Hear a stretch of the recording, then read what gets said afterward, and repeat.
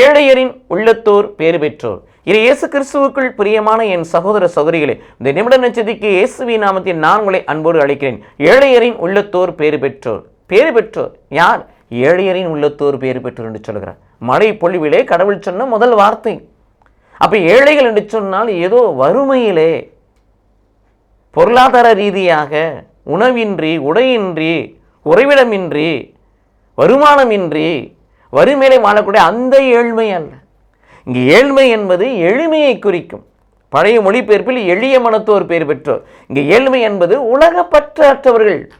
மண்ணாசைக்கும் பெண்ணாசைக்கும் பொன்னாசைக்கும் அணிபடியாதபடி என் ஆசை உன்னாசை விண்டாசையாக இருக்க வேண்டும். விண்ணகத்தின் ஆசை நிறைவேற்றக்கூடிய பிள்ளைகளாக இருக்க வேண்டும்.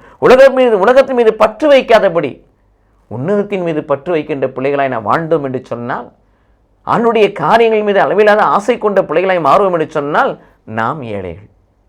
இத்தகைய ஏழைகள் யாராய் இருக்கிறார்கள்? பேறு பெற்றவர்களாக இருக்கிறார்கள். ஆகவே இந்த உலகத்திலே உலகத்தின் பார்வைக்கு நாம் எப்படி இருக்கிறோம் என்பதல்ல, கடவுளின் பார்வைக்கு ஏழையாய் இருப்போம், பேறு பெற்றவர்களாய் மாறுவோம். கடவுள் நம்மை ஆசீர்வதிப்பாராக. ஆமென்.